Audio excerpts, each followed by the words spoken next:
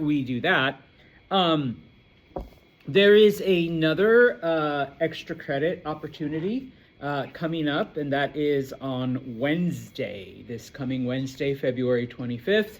Unfortunately, it is at the same place and same time, so if you couldn't go last time, I'm sorry. Usually they try to stagger them, weeks and times and things like that. But Wilcox 225 at 2:30 p.m. It's once again about an hour.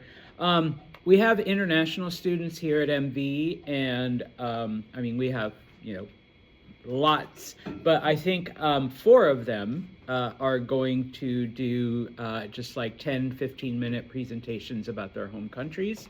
Okay, we have students, from Europe, Asia, South America, all kinds of places. So just like before, those of you who went, just a quick summary of what they talked about.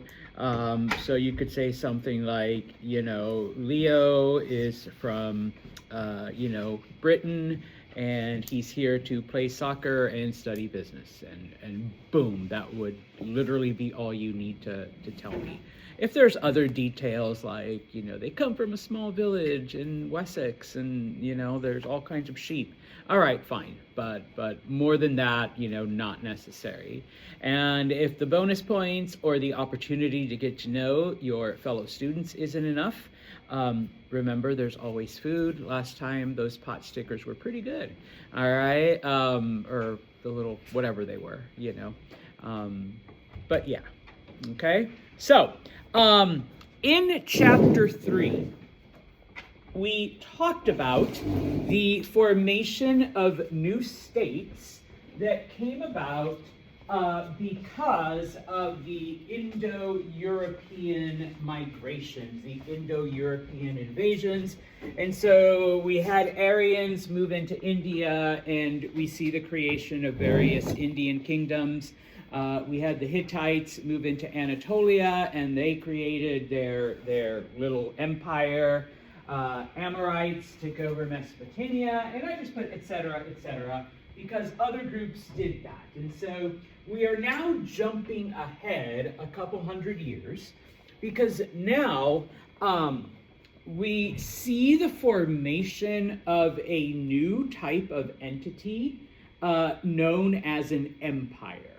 Okay, and one of the questions that I am going to ask, and you should be familiar with, what is an empire? Okay, now typically when we think of an empire, we think of a geographic, type of thing. And so either different states under one ruler. Okay, so one group conquers like everything in the area, and so you have 3 or 4 different countries, let's say, that had existed at one point, but now they're all a part of this one mega state or empire.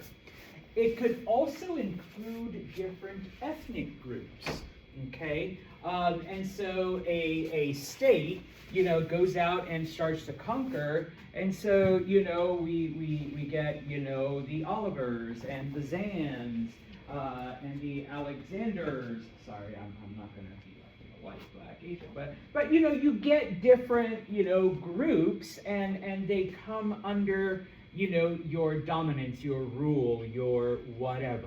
Okay. Now, those are the traditional empires, and we will be looking at a couple of those, all right? And if you weren't aware, I am a Star Wars dork, so I had to put the Emperor, up there. But there are other types of entities that we consider empires as well, okay? Sometimes, when you connect distant regions this way, you get a type of language empire, in a sense that even though we are different states, or different like entities, everybody speaks the same language. All right. So we're going to look at 1 or 2 of those. Okay. in history, and especially during this time, there is a trade empire, a group of people that weren't interested in acquiring land or conquering or doing anything like that. They just wanted to make money. Okay, and so, they established outposts, they established business and stuff like that. So we are going to look at one empire, all right, that does become a trading empire. And then finally, one of the last things that we can sometimes consider an empire is a religious empire, in the sense that you have a particular religious movement that's associated with a certain group, and yeah, maybe they physically conquer, okay, and then impose their religion on the new group, but in many cases, that religious belief just spreads, just to pretty much everyone, all right? And while we will see that much later on with things like Christianity and Islam and stuff like that, we're going to start at the beginning. We're going to look at one of the very first movements that goes that way, okay? And so, what happens? What brings about this, not to steal the name of a video game, this age of empires, okay? Well, around 1200 BCE, we get another drought, okay? And so it is different from the one that created this. This now happens several hundred years later, okay? So once again, the planet experiences a type of worldwide drought, okay, so that once again, people begin to move around. People begin to migrate, just like their ancestors did, okay? They begin to move to try to find, more productive areas. Many of the nations that exist during this time are either severely weakened or are wiped out completely, okay? So in this case, Egypt still exists. Egypt is still around. They exist for a very long time. But this new drought weakens them quite a bit. They lose most of their conquered territory, and they're basically pushed back to the borders of what just has always traditionally been Egypt, just the area around the Nile River. Because of the drought, they're unable to maintain these areas that are far away, like too far from where the Nile is. The Hittites completely collapse, all right? Their empire dissolves, all right? Because when the drought hits, they don't have any alternate sources of food, of trade, and the people that do, they're in pretty bad situations too, okay? So the Hittites, basically their government collapses, they disappear, they get absorbed by other groups. Okay, and then finally we talked about the Mycenaean culture just a little bit. They had taken over some of the other Greek city-states. They had taken over the Minoans on Crete. They had, fought against the Trojans. They're completely wiped out. The drought, takes them out completely. So we're losing some groups are weakening, and so in this case now, the states that are able to maintain a semblance of authority are able now to conquer these other areas, okay? Now, it is a worldwide phenomenon, so even though they are not affected in the same way that, Egypt and the Hittites and Mesopotamia and all of them are, all right, we also see this effect in China, where the Shang dynasty collapses because they are invaded by other groups. Okay, so the drought affects as far east as China. All right, and we'll talk about them as well. Okay, so we see the end of one dynasty and the beginning of another. Okay, and so once again, just the map to show at least the areas that we're going to focus on. And even though we're only going to be talking about, these groups, okay, please be aware, bless you, that this was a worldwide phenomenon once again. Okay, so these aren't the only areas that are affected. But unfortunately, this is a History 101 class. These are the only areas we're going to look at. Okay? Now, a couple of things, though, okay, that help some of these societies to survive and then dominate others. Now, I know it's not technology, okay, but I didn't want to put camels in its own slide, all right? Nothing against camels, just a waste of a slide. So before we get to technology, okay, number one, it is during this time that humans, now, not to say that it hadn't happened earlier, but now on a much larger scale, humans begin to domesticate the camel, okay? Now, the few camels, or the few cultures that had, domesticated the camel, up until now, are strictly using it for like their milk, and some of the other, products that they can, provide. But what is the advantage of basing your culture, your transportation system, whatever, on something like a camel versus a horse? Shane? It helps with the desert. They don't need as much water or food. Yeah.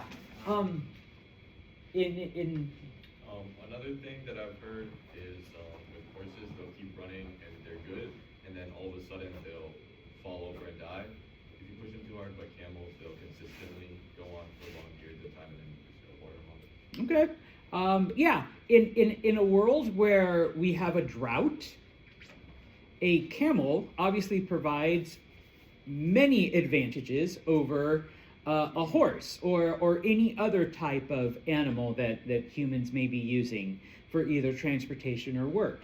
And so these cultures that survive, and once again, they don't give up horses completely. They're just not going to use them in the same way as before, because now they've managed to domesticate the camel on a larger scale.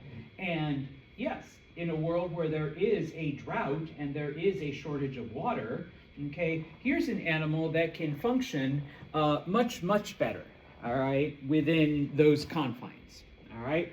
Okay, so now we get to technology, all right? Number one, okay, humans begin to improve on their shipbuilding methods, okay? Because up until now, yes, they have used rivers, okay, for transportation. Now, initially, humans would just follow the path of the river, like alongside of it, okay, because obviously you are limited by the currents. Later on, they would use basically what amounted to rafts, so that you could put it in the river and put stuff on it, and then let the current take it to where you need to go. All right, but obviously, once again, you are in fact limited by the current of the river, and if you go out into an ocean, the raft may or may not survive. But once again, you are at the mercy of the ocean currents. Around this time, okay, though, people begin to learn how to build better vessels, okay? People begin to learn how to reinforce, these ships so that they can survive the much harsher, environment that an ocean is versus a river, okay? And here, once again, I'm talking over hundreds of years, okay? It's not like it all happens like, hey, remember that boat you built last week, Zan? Why don't we put a big thing on it? No, this happens over time, okay? Humans begin to realize that yeah, you can harness the power of the wind, and your thing will go faster, okay? So now, you are not dependent on overland routes, and if you happen to be one of the cultures that maybe doesn't have camels or any other animal like that, now you can move and you can transport things, not just goods, but people, via boat, okay? Now, once again, they're not sailing, hundreds of thousands of miles and let's discover a new land or whatever, okay? But, okay, they're able to go from point A to point B in a much more efficient way, okay? Finally, after about, we're looking at maybe 7,000, 8,000 years, depending on the area, bronze is replaced. Okay, the fact that bronze has been the thing for so long. I mean, what do we call this period in history? The Bronze Age. The Bronze Age, yeah, that's how important it was. Okay, well, at some point, iron is discovered. Okay, this new metal in the ground. And number one, you do not need to mix it with anything because bronze isn't natural. Remember, you take copper, you take tin. Hopefully you guys got that question right. And you blend it together and you have bronze. Okay, well, humans discover iron and they're digging it out of the ground and they realize that yes, they can melt it and they can, mold it into whatever they need. Okay, number one, stronger weapons. Okay, an iron sword will shatter a bronze sword. Okay, so those groups that have iron and iron weaponry are able to take over the other groups that don't. Number one. Number two, once again, we're in a drought. The soil is hard. The soil is a lot more difficult to work with. And yeah, bronze weapons. Bronze tools would easily break. Iron tools, on the other hand, can be used in much harsher terrain. Okay, so even though we are in a drought, farmers are able to make better use of what little water is available on the land that they have. Okay, so ships and iron, okay, begin to help some of these empires dominate. Okay, so the first empire that we are going to look at are the Assyrians. Okay, not Syrians, Assyrians. Okay, just to be clear on that. Okay.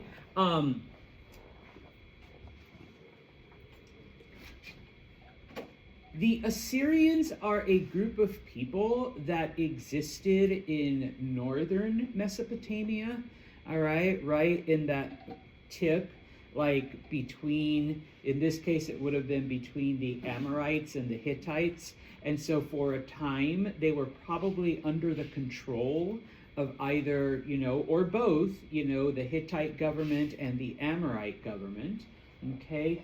But with the collapse of the Hittites and with the weakening of the Amorites, and because the Assyrians live in the north in the mountainous areas, they do in fact discover iron. And they are able to make both iron armor and iron swords. Okay? And so they go up against the remnants of the Hittites and are able to defeat them easily. Then they go up against the Amorites, who have been weakened because of this drought. And while the Amorites, and then they got it from the Akkadians, and the Akkadians got it from the Sumerians, the southern Mesopotamians, even though they've had the secret of bronze for thousands of years, okay, their bronze weaponry is no match for Assyrian iron. Okay, and so the Assyrians sweep in and basically conquer all of Mesopotamia right away. Okay, now.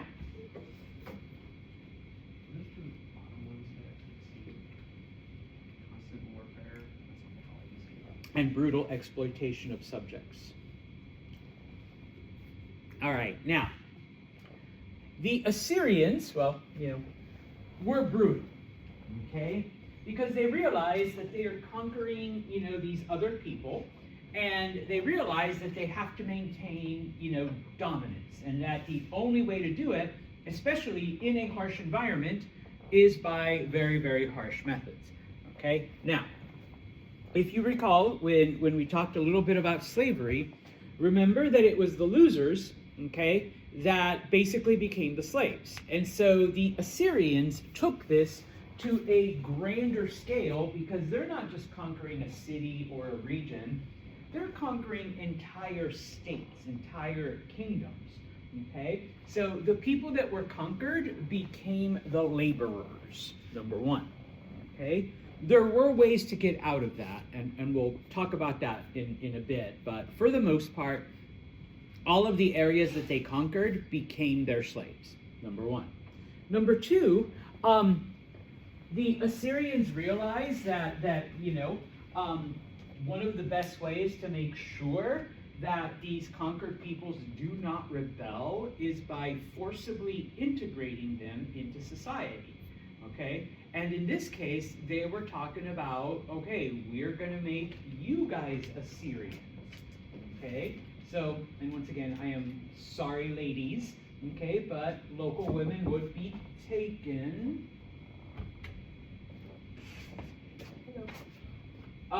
And given to Assyrian men and forced to have, children. And so now, you have half Mesopotamian, half Assyrian children, and then one more generation, and they're like all Assyrian, and then like total Assyrian. So within 1 or 2 generations, your people would basically disappear. You would be integrated into the larger Assyrian society. Okay, so this forced integration. All right, and then I put here, ask what else did they do? And this is supposed to be like a shocked face. Sorry. All right, I don't know the emojis. Okay. What did they do, Mr. Sanders? Oh, thank you for asking, Shane. All right. They would take some of their. Let me back up. They would take the men over 14 years of age. Okay, and just randomly, for some. Not all, but for some, they would cut off a thumb. Not both, but one of them. Typically from the dominant hand, but they might do the non-dominant. What's the point in cutting off somebody's thumbs? It's mark them. Number one, it's a mark. They can't do a whole lot with you can't hold a lot with your hands such as weapons. Yes, thank you, okay? The thumb is an amazing thing, okay? Once you lose it, okay, especially off of your dominant hand, that's it. Like, you can't hold a sword anymore. You can't lead a rebellion. You cannot be part of an army that's going to... Now, you can still do some work, go build that temple. All right, yeah, you still got your other thumb, and, you can lift a brick, type of thing. Just, stabilize it with your shoulder or something. But yeah, you can't hold weapons anymore. All right. Now, they wouldn't do it to everyone because yes, we do know thumbs are important. All right. And if it's kind of like I can't even, and I still have my thumb there to support it. But if that wasn't there, I wouldn't be grabbing anything. Okay. They would also, once again, 14 and up, only the men, random choosing. They would also cut off a big toe. Just one, though. Fuck with your balance. Yes. All right. Someone knows biology. Excellent. All right. Just as an FYI, you need 3 things to balance to maintain as a human. Okay. Number 1, your eyes. You need your vision. Okay. That helps you with your balance. Now, some of you will say, well, Mr. Santos, I know people who are visually impaired, or I know people that whatever. Your body can adapt if your eyesight isn't 100%. Okay. Number 2, you need your inner ear. Okay, because inside the actual organ, there's a little thing of water, and there's this little thing that floats, and as long as it maintains balance, you're okay. And so if you ever get motion sick, or if you're ever on a boat for a long time and the world starts spinning and you want to vomit, it's because that is doing one of these things inside of your ear. Okay, I don't usually get motion sick, but if I've ever been on a boat, especially in rough waters for a long time, once I'm on land, things are still moving, and that's because that is still bouncing around. Okay, if you've ever had an inner ear infection, not swimmer's ear, like you go to the pool, you get water in there, it hurts, or even what a baby has, and if you ever look, that's actually a middle ear infection, like when you're a baby and you have ear infections. But the inner ear, there's literally nothing they can do. I've had them twice, okay, where basically the world just spins. You just have vertigo. All they did was give me Benadryl and something called meclizine just to stop the spinning. But otherwise, they're like, yeah, Santos, just sleep it off until it goes away. And that's basically what happened. Okay? So yeah. And then the last thing, as Shane pointed out, you need a big toe. Well, you need both of them. Okay? Lose one, and your balance is off. And unlike the inner ear or the eyesight, your body cannot adapt to missing a big toe. Okay? So, you've got prisoners. I've randomly chosen to cut off big toes. How are they? Once again, why? Why am I fucking, pardon my Assyrian, with their balance? Because they can't revolt fast. Yeah. They can't do shit. They can't run. They can't lead revolutions. They can't fight, like, or at least not at 100%. Okay? And by only doing random people, it's like, you want to start shit all over? Like, look what I did to him. And it's like, no, leave my toes alone. Oh, leave my thumbs alone too. You know, like type of thing. And so, you know, they were brutal in their methods, okay, when it came to all of this. And so, yeah, the conquered people, they became the exploited, they became the workers, they became the ones that did everything. Now, you could kind of get out of it, okay, if you know, pledged your allegiance to the Assyrians and became a part of their military, because a culture, you know, that does this, they need soldiers, and they need a lot of them, okay, and they need them, you know, pretty quickly, okay. Now, Assyrian society, okay, let's give you just a picture. Because they were a culture based on conquest, okay, they were an empire. They basically divided the area into two, okay? Or at least they referred to not just the area, but the people, okay? Number one, they referred to the Assyrian homeland as the land of Ashur, okay? Ashur was one of their gods, okay? Their chief god, okay? And that's where the true Assyrians lived. Okay, people who were born and had Assyrian blood, not the people that we conquered, okay? Not the people that are descended from the half Assyrian and half, you know, whomever they, you know, type of thing. No, you guys are like the fake. No, this is where like the original OG Assyrians are from, okay? And of course, you know, you had the king, you had the people, you had his followers. In addition, you had priests, you had, you know, that's where you were considered upper class, you were considered higher, you were considered better, all right? Because you were pure Assyrian versus like mixed Assyrian, okay? Now, the rest, and this is basically how it translates from ancient Assyrian, the land under the yoke of Ashur, okay? Basically everything else was like, this is the shit we conquered, okay? This is what we took, all right? And so basically it was the conquered people.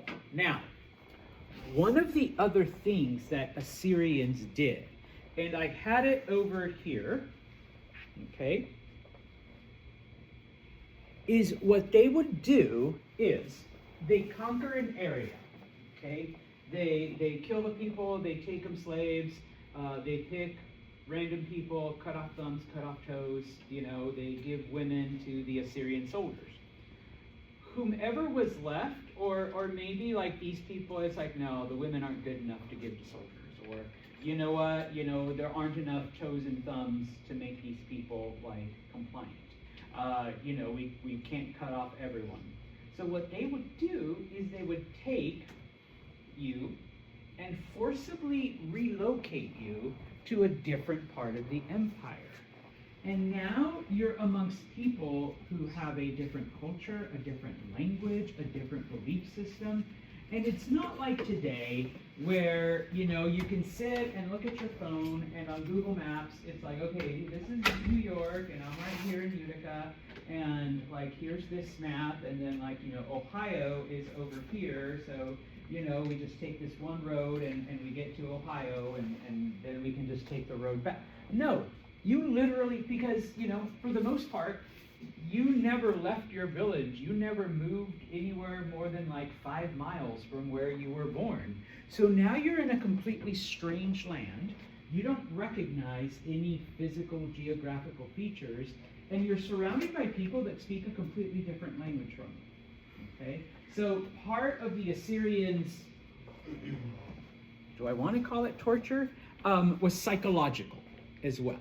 Okay? They knew how to, pardon my Assyrian again, fuck with your head. Okay? And so by moving you to a different part, okay, try to escape now. You don't even know where you are. All right? And you're missing a toe. All right? So it's like you can't even go very far. And you don't have any friends. Yeah. And you know, people know that you're like one of the prisoners because you don't even speak the language. Okay? Type of thing. All right? So, you know, it was a pretty brutal thing to come under the control of the Assyrians. Now, this is in your textbook, but I also put a slide up here. The purple area, that's where the original Assyrians came from. That is where, you know, they started. And so, as I mentioned, in their early history, they were a part of the Akkadians, they were a part of the Hittites, but now, you know, they broke out on their own. Their capital city was the city of Nineveh, all right? And then, of course, everything else that you see, everything colored, are the areas that they conquered. At its greatest height, the Assyrian Empire encompassed Egypt, Palestine, parts of what used to belong to the Hittites, and of course, all of Mesopotamia. They conquered all of the, you know, well, here your map lists them as Babylonians, but remember, it's the Amorites. Okay, they conquered the Babylonians. All right. Those of you who are either Jewish or Christian, it was the Assyrians that, when they conquered the land of Palestine, they took some of the Israelite people and you know, transferred them over here. Okay, type of thing. All right. So we'll talk about that in a little bit, but you know, like I said, if you're either Jewish or Christian and paid attention in whatever classes, at whatever religious training you may have had, that's where it comes from. Okay, type of thing. Now, part of this forced labor, and once again, like I said, there were ways to get out of losing those toes and thumbs. All right, I'm mixing my digits here. And part of that was, okay, join the Assyrian military, because we noticed that you gave us a really hard time when we conquered you, okay? We don't want to lose a good soldier just because he fought from the other side. So, we will give you privilege, we will give you weapons, we will make you an honorary Assyrian, okay, if, you know, you join us. All right. Otherwise, I'm sorry, you're just too good of a soldier, dude. We'll take both thumbs and a toe. All right. And it's kind of like, oh, okay, yeah, I'll join your military. Yeah, I'm still fighting. You know, I'm keeping both thumbs. And you know, okay, so I'm fighting for the Assyrians now instead of against them. Okay. And so in this case, all right, we see that the Assyrians were able to integrate their military that way. And also, just to repeat, remember, an empire built on conquest, you need an army, okay? And Assyrians aren't making babies fast enough, and, you know, the babies, you know, they take, what, 15, 20 years to grow, you know, before you get, like, a full soldier. But if you're able to convince some of the conquered people to, you know, like, you know, draft them into your own military, then it works, okay? And yeah, it was a way to eliminate resistance, because not only am I telling Zan I'm going to save all your fingers and toes, you know, but, you know, you're gonna, you know, you won't have to be a slave. You won't have to perform labor, and you will be, you know, you'll still be a soldier. You'll be wearing a different uniform, but you'll still be a soldier. And, you know, we'll grant you, you know, the privileges that come from being in the military. Okay? Now, one of the things, though, about the Assyrians, and this is kind of rare, especially during this time, and even, you know, up until modern times, is that remember that in many cases we're going to look at cultures that have a literal warrior class. Okay? You guys are the soldiers. That's it. You're the soldier class. All right? It doesn't matter if you're an awesome fighter. You were born to a farmer, so that's going to be your profession for the rest of your life. You're going to be a farmer.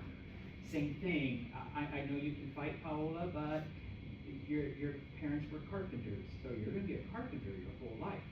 Okay? It doesn't matter how good you are with a sword. All right? Whereas, I don't know, like Shane, like his dad was a warrior, his grandpa was a warrior, like boom, but he sucks at sword fighting. He's going to be one of the first that dies. All right? But he's really good at art. He would have been a great artist, but he was born to the warrior class. Okay? Well, the Assyrians were one of the first groups to realize this and say, you know what? Just because you come from an important warrior family doesn't automatically guarantee that, you know, you're going to have this privilege. Okay? Here we have a soldier that we drafted. Sorry. All right? And under normal circumstances, he would just be a common foot soldier. But we're noticing that he thinks strategically. He thinks like in 3 dimensions. He's like, they've got this tactical brain. We're going to promote you. All right? Even though you come from a lower class family, even though under normal circumstances you would have just been a foot soldier, okay, we're going to make you an officer. Okay, type of thing. Sorry, Shane. All right, you can take his orders. All right. Yeah, I'll go draw like our flag. Okay. And so in this case, the Assyrians are one of the first to determine their ranks by merit and not by birth. Okay, which in other groups and in other cultures, and even up until like the 1800s. A lot of armies, like if you came from one of the families, then yeah, you were an officer. If you were like, you know, from the lower class, from the poor people, if you were a draftee, then yeah, you were just a foot soldier. That's it. You could never rise above that. Okay? So the Assyrians are one of the first, number one, to recognize that. Number two, they're also one of the first to realize that, hey, maybe Shane is really, really bad at fighting with a sword, but he's really good with bows and arrows. Okay? So why don't we have a specialty group of people that only fight with bows, and then of course people who only fight with swords, and we've noticed that this group are really good horse riders, and they can handle themselves like swords and other weapons while on a horse. Okay? We put Alex here and he falls off. Sorry. All right? You know, I mean, he's a great fighter, but he can't ride a horse for shit. So we're not going to give him a horse. Okay? Type of thing. And so, yeah, you know, they begin to specialize different people. And I know today we take that for granted, but this is thousands of years ago, and so the Assyrians, you know, were pretty good at coming up with this. The other thing, it's kind of interesting because there were certain groups that they conquered that they knew would make good soldiers, but they didn't quite trust them, okay? Because they had a history of rebelling, or maybe they fought back really, really hard in the initial conquest. And so, we're not going to give you a weapon. But there are plenty of other things you can do in the military. You can train the horses, okay? You can fix the chariots, okay? There are other things you can do to where we would not give Melody a sword because we really don't trust Melody with a sword. All right? You know, next thing you know, the sword's going to be in my back. All right? So here, why don't you go feed the horses? you know, type of thing. You're still in the military, still important, horses got to eat, but, you know, we're not going to give you anything sharp. Okay? Now, just so you know, okay, the Assyrian Empire lasted for over 300 years. Okay, it was around for a long time. The United States hasn't been around for 300 years. Okay, we're getting close. All right, we're at 250. All right, 50 more years. Okay, the Assyrians were around for quite a long time. Okay, now unfortunately though, they were constantly on the warpath for those 300 years. Okay, for as much as they did, or as powerful as they were, that is something that is very difficult to maintain. Okay, now the thing that kept them going though, all right, was the fact that they believed that Asher, who is their chief god, wanted the Assyrians to control everything from Assyria, from Nineveh, to the Mediterranean. They thought that was their divine calling. Okay? The U.S. went through a similar delusion 150 years ago. Manifest destiny. Okay? Type of thing. But the Assyrians were under that delusion that their God wanted them to conquer all. So they were going to do I don't care if we have to cut off every toe and thumb and torture people, you know, we will conquer the area. Okay? In addition to this, because not everyone, obviously, got the privileges. The people that lost their toes and thumbs, it wasn't as effective as the Assyrians had hoped. All right? I mean, it would just piss off some people. All right? And they were more determined than to rebel. And so, when the Assyrians weren't conquering, or the areas that had already been conquered, the Assyrians had to expend a lot of energy in propaganda to try to keep the people under control. And one of the things that they did, number one, is that eventually they came to destroy a lot of the structures that the locals had, and replacing it with Assyrian homes, Assyrian temples, Assyrian buildings. Okay? To remind you, Zan, we have destroyed your temple and we have rebuilt it as the temple of Asher. To remind you that you're under our control now, and you better start praying to Asher. Okay? Just accept it. All right? The temple of your grandparents is gone. Okay? That frustrates a lot of archaeologists. Yeah. Okay, because it's like, shit, another Assyrian temple? All right? And honestly, and I have pictures, I didn't put them in slides, but at the British Museum, there's so much Assyrian shit because, yes, that, you know, the original stuff was destroyed in a lot of places and replaced with Assyrian structures. Okay? They would send out, I guess, readers or criers, is what we called them in the Middle Ages, that would go out, people would be forcibly assembled, and the person then would read off everything that we did this week. Okay? We conquered this area. We dominated, you know, Palestine. We put down an Egyptian rebellion and we cut off 30 people's heads. And there are now 60 thumbs, you know, on display if you have, you know, any questions, okay, type of thing, all right? And then finally, of course, there were images, and in this case, all right, so no, it's not like I can just like hold up my phone or put on a PowerPoint and show you back then, okay? But in this case, you know, you would bring people, hey, check out these bodies. Okay, this is what happens when you rebel. Okay, hey, Mel, you want a box of thumbs from all the people that, like, you know, decided that they were going to pick up a sword and try to fight us?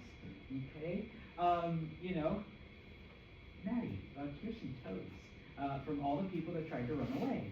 You know, so, you know, type of thing. And so showing them the brutality, you know. Now, of course, many times people were under the mistaken idea that by showing people the brutal consequences of their actions that psychologically would get them to not do it. That's why executions used to be public. It doesn't work. People are just like, oh, cool, he's gonna like, because humans are gross. All right, so like, oh yeah, we're gonna watch a head roll, you know, like woohoo. All right, you know, a criminal isn't sitting there going, oh my God, I'm not gonna do it because my head. No, it still happened. Okay, now, I'm not gonna go through all of this. Okay, but just know that within Assyrian culture, you did have social divisions. Okay. Obviously, at the very top was the king and the priests and other representatives of Ashur, okay? Because we are a warrior and a conquering culture, right below them were the soldiers, the warriors, which is another reason why, you know, when we offer a conquered soldier the opportunity to be a part of the Assyrian military, a lot of them would take it because automatically their social status would go from down here to up here, okay? Now, they called them peasants, but these are basically just like the workers. That's the closest word that we can translate it into modern English. And so in this case, these were like literally just the workers, okay? No matter what they did, okay? And once again, it's a 101 class, so I can't like give you all the classifications of workers, but just know that, you know, they had different privilege, they had different ranks, they had different, you know, rights and responsibilities, okay? At the very bottom were the slaves, okay? It was the Assyrians that first introduced the idea of debt slaves, okay? And we talked about it before, where if you cannot pay back the money that you owe, you sell yourself into slavery. No. Okay? And so you could still carry out a lot of your functions as long as you fulfilled your obligation as a debt slave. And once your debt was satisfied, then you were freed. Okay? The rest of them, of course, were like in other cultures, except on a much grander scale, people who were prisoners of war. Okay? That's how slavery basically existed throughout most of history. But in this case, the Assyrians were especially brutal to the people they captured, as we've already mentioned. Okay? They had no rights. Okay? They did all of the work. All right? At least the hard manual stuff. Okay? And unlike, you know, slavery in other eras, let's say, you were not the responsibility of the people who owned you. You want food? You're hungry? Go get your own. Like, it's not my job. You better do the work that I assign you. Eat on your own time. And so eventually some of these people were given just very small plots of land so that they could grow their own food, all right, type of thing. But that was it. Okay. One last slide. Okay. Unfortunately, I am so sorry, ladies. I will apologize to you a lot. All right. Women had no rights. Okay. Other than cooking, cleaning, and making babies, you know. But when it came to Assyrian culture, Assyrian women were not allowed any kind of contact with a man that was not a blood relative. Okay, so you were not allowed any interaction. All right, and so a lot of people were like, "Wait, so then how did you find a husband? How did you get?" Oh, that was dad's responsibility. Dad goes to another dad, and they make an arrangement, and then they're like, "Sweetie, yeah, you're getting married tomorrow. Found you a husband." Shut up. No, found you a husband. All right, don't be saying no. And off you go to your husband. Okay, type of thing. Number one. Number two, when women went outside, they had to be covered. They had to be veiled. Okay, because once again, no man that wasn't your blood relative or your spouse could look at you. Okay, the only women who could go out with an open face were the prostitutes. Okay, the ancient Assyrians did have that, women who served a particular function. Okay, and that's how you knew who you could approach. Sorry, dude. And a woman who had their face covered. Your hoodie's halfway. That counts. All right, so you can't talk to her because she's obviously whatever. But this one, yeah, open face. All right, open for business type of thing. Okay. In fact, all right, even the queen, all right, who is supposedly the most powerful woman in the empire, okay, had to live in a different part of the palace, away from any of the men other than her husband, the king, or the only men that were allowed to interact with the queen were eunuchs. Okay. It is a man who has been castrated. Because if a man has been castrated, you can trust him around a woman, all right, because he can't do anything, really, all right? So in this case, and other women, of course, okay? So, ladies, bless you, okay? Now, as I mentioned, because it was 300 years of conquest and putting down rebellions and propaganda to try to keep people in line, you were constantly fighting, not just externally, but your own people, all right? So, by the time we reach 300 years, the empire is unsustainable, and a new group of people, they were known as the Chaldeans, okay? Sometimes in written texts, they're known as the New Babylonians, because when the Assyrians conquered the Amorites, they destroyed Babylon. The Chaldeans rebuilt it and made it their capital. Okay? It was the Chaldeans, the New Babylonians, that actually took the Jewish people out of Israel and, etc. Okay? But that's a story for either Monday or Wednesday. Okay? So, we will stop right here.